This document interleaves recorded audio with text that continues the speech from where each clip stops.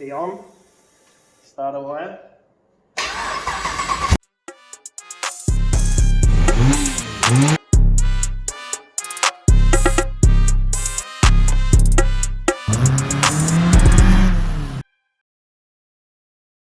So the LS2 or the L77 and the Turbo 400 are mounted in the truck. So it's only tacked together really. We've got this cross member that has a bit of a bend in the middle. I've reinforced all that obviously, and then the end plates, it's not bolted in yet, and it's only tacked on either side. So I've got to weld it all fully, but that is holding the weight of the Turbo 400. And then the front, we've got a nice thick 10mm plate, which comes outside, has some booger welds on it, and then goes up to a, I think 6mm plate. So I'm gonna have to reinforce that one, but it's just tacked together. So it's just stitched together with a little weld, and the same on that side, but it's holding its weight fine. I wouldn't want to jump on it or like, you know, drive the truck like this, but it's fine so far, just sitting. So come around this side, and you can see that the header, that is the LS2, LS3 style header, actually does fit. So if you push it onto the head properly, the collector or the flange just hits the chassis. So it might be better off just cutting this out a little bit, but I don't want to lose any strength, so I'll probably end up cutting this off, putting a 90 on it and running it back this way. But there's plenty of room for a cat, and then the probably little glass pack mufflers, and then the big mufflers up the back here, or even over the diff. So heaps of room. We just got to find somewhere for the radiator. So that's probably going to end up back here.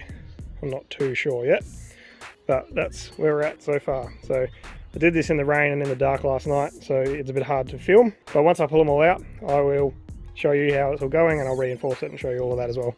And then this one I did this morning, in a bit of a hurry before work, so smashed it out. So not my greatest work, but it'll work. So that's the main thing.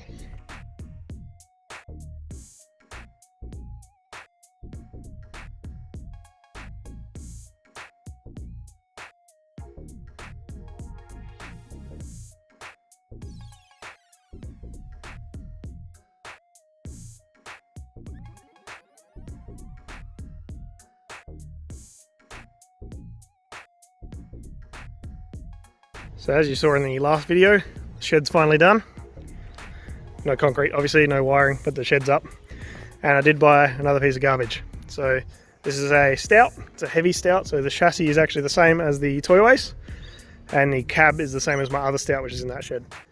So the plan was to originally use the diff out of this, thinking it was a Hilux one, but it is the same as what's in the Toyways. Then we can use the body panels and the windows for mine, if they were better, which they're not really that much better. This one has a bull bar, and it has a tow bar, which will fit on that. It has nice seats, considering it's been in a paddock for 20 years. And there's a few good usable bits. Then when I got there, the tray's actually not too bad. So I'm thinking about using this tray on the Toyways. It's a little bit too wide, so it's about 60mm wider, but it will fit pretty well.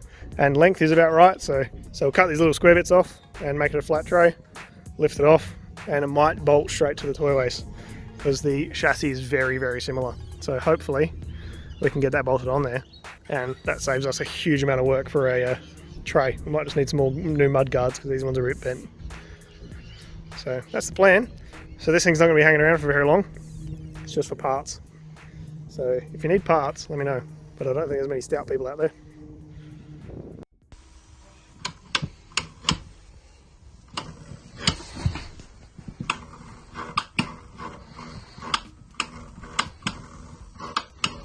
So as you just saw, the loom is functioning and it's on its way.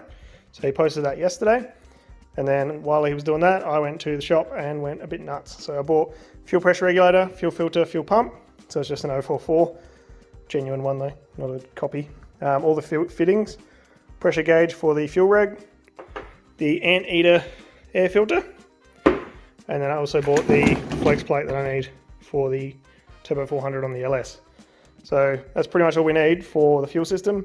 There's a few little pieces that I'd like to add for a fuel gauge, which is going to be a piece of clear pipe with fuel level in it. So I need to do that before we put fuel in this system, but this will get us working. We can just chuck this in a jerry can or whatever to get the car fired up. So that will be soon, hopefully. So we've been working on the Toyways for a bit. Luke's making a new gearbox crossmember because I wasn't happy with the one that was there, but that was just to hold the engine so I can move the truck. So it's not in there at the moment, it is over here. So what he's making is some RHS, it's 50 by 50, little kind of bend in it, and then some angle on the ends, and we'll gusset these later. So he's been working on that, whereas I have got the tow bar off, and it's over here. So that is a heavy ass tow bar, but that's off. And I'm trying to take the mud guards off and unbolt the tray to take the tray off. I've also cut off the corners that were here, and I've cut off the headboard, so make it a little bit lighter and it looks a whole lot better. So keep working, I'll try and get these bolts undone. Luke's going to try and get that thing welded up, and then hopefully have the trans bolted in permanently and the tray off shortly. So we're going to try and put this onto the Toyo Ace maybe today, but at least get it off the Stout today. So it's a quick update. We will update you when some more things have happened. Alright, so it's actually the next day. Yesterday I got the tray off. That was a bit of a kerfuffle, but we got it all unbolted, got everything cut off we didn't want, found a heap of rust in the corner and in the backboard, so we might end up cutting the whole headboard off and starting again. And then we've got the shroud from underneath the engine compartment all off. We've got the bull bar off the Stout and cut it down a fair bit, and it actually fits on the front chassis rails of this thing. So it looks pretty ridiculous, and it's not exactly what I was going for, but I don't mind it. So we'll probably make that bolt on at some point. Luke finished up the trans cross member, so I just got to drill some holes and bolt it on, and then do the gussets when we get to that stage. So I just got the batteries charging at the moment. And then we've got the radiator back here, so that's going to end up back there somewhere. And I've got the engine mounts fully welded on the outsides, so that the engine's sitting securely now. So it was just tacked before and it kind of had a bit of wiggle room, so we didn't want that obviously. So they're welded up. I need to take them off today and finish them up. I'm going to drill these today, finish that up. So that'll be the engine and gearbox fully mounted permanently. Tail shaft is at the shop getting made. And then we decided yesterday that the headers we have don't exactly clear like we would like them to. This one's on here, but when it's on properly, it's right out there. So we're going to end up making some headers. Luke's wanted to do that the whole time this project's been going, so we're going to go forwards, turn around, have the cat in here, and then go on the outside with the muffler and stuff. So a few things to update on, but we're all getting there. Made heaps of room in the front here, so we can put a battery and stuff in there if we need to. And that's about it really. So just need to wait for those batteries to charge, and I'll start drilling some holes. So just drilled out some more holes for the engine mount. So there's 4 big old bolts through there now. So have to take these off later and cut them up and make them look nice and finish welding them and put some gussets in. But for now, that's all we need to do. So I'll get these drilled, bolt the trans in permanently, and then I can just jack the engine up, take the engine mounts off and finish those off. So that's the plan for today. All right, so the cross member's bolted in properly. 2 bolts on either side. Sweet. So now I can jack the engine up and drop the engine mounts off and finish those off. Alright, so what engine mount? Welded, braced, welded. It's not the prettiest, but it's 10mm plate in my hand and 6mm plate up the top there, and then 2 little triangles. So it should be strong enough, and it's fully welded obviously. So I'll put this one back on, and then I'll take the other one off and do the same thing to the other side. Alright, so engine mount number 2 done. So all welded, braced, blah blah blah. So bolt it back on, and then I'm going inside because I'm sniffly and my nose is blocked. And I'm a bit sick of it. There we go, the engine mounts are done. Engine's back on them, which is great. Everything still lines up, which is awesome. I need to get some nuts for the bottom of the rubber mount, but that's nothing too much to worry about. So I do need to gusset the corners of this trans cross member, but I'm going to call it a day because I'm sick of being out here. My nose is killing me. So gusset the 4 corners of that, and then the engine is done, or engine mounts are done. So that's pretty much it for now. So I also went to U-Pull-It today. Got 4 of these little radiator mounts. So the rubber bush is out of a Hyundai, and the metal part is out of, I think, a Lancer or something like that. So I just pulled the rubbers out of the metal bit and then replaced them with these ones out of the Hyundai, and it made it a bit of a tighter fit. And these go onto the radiator, on the 4 posts of the radiator, and push on really hard. They're nice and firm. So there's one there, and the same on the other side. and these have a nice little bolt hole, and they have a nice little tang. If it'll focus. There we go. So a little bolt hole and a little tang. So they'll be really handy when we get to mounting the radiator, which I'll do the cross member first and then get onto the radiator.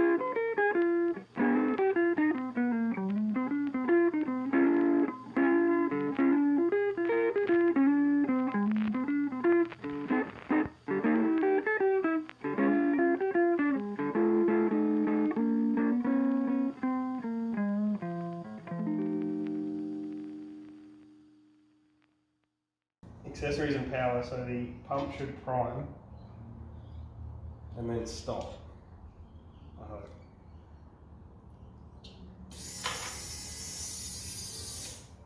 Alright, and this is the starter motor.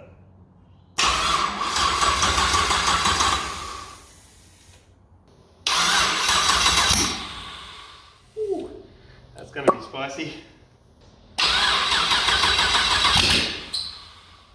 Too scared. I keep reaching out the second it fires. Maybe you should put some earmuffs on. I'm getting some. Would you like some? Perhaps. It would be a good idea.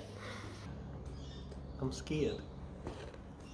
Alright, so we got the LS in the truck. Got a bit of wiring done. I think it's all sorted. So we got the battery charger on the battery, because that's the dodgy one out of one of the Corollas. The pedals just vice grip to the engine crane so that I can actually give it a rev. All of these random wires go to and from the battery to the wiring, which goes to the engine. And we've got the ECU, and there's a fuse box on the other side of the wheel, which I can't show you because it's all very delicate. Got the headers on upside down so that the O2 sensors get some flow. Got the O2 sensors plugged in. Got the flex plate on, got the starter motor on, got wires going from the block and from the starter to the battery. And we've got a fuel line that goes over there to the fuel pressure regulator, fuel filter, fuel pump, return and feed from a jerry can. Dodgy, but it works. So I'll just give Em the camera and start it up. So these two wires act as your accessories and your power. So when you turn the key, you've got two steps. So 1, 2, that's that one there. And you'll hear the fuel pump prime for a couple of seconds and then turn off. Then this wire is from the starter motor, so that's when you turn the key further and it clicks over the starter, and then you turn it up, like let go and the key bounces back, disconnect this wire. So when I touch this to the battery, it starts.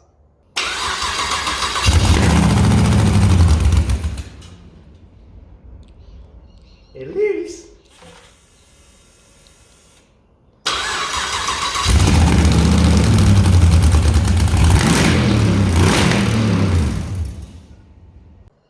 So switch the key on,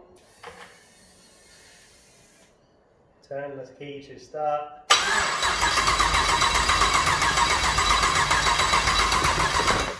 camera fell over, of course.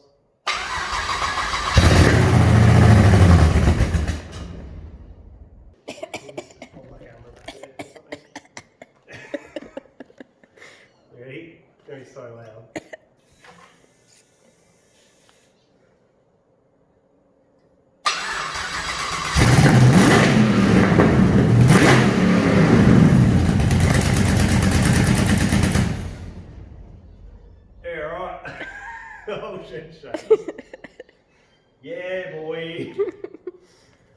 Instant reaction. That's good. That was a lot of stuffing around. I got the pedal with my foot, with my knee as well. Ready? This is cool. Oh, stop. Nah, one more. It's a two-handed operation and a knee.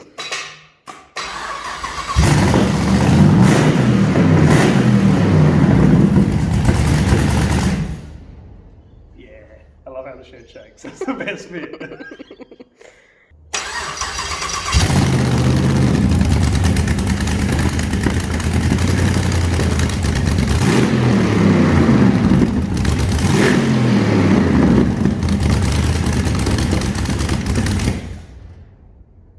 And it shakes the whole shed, so it's certainly loud enough.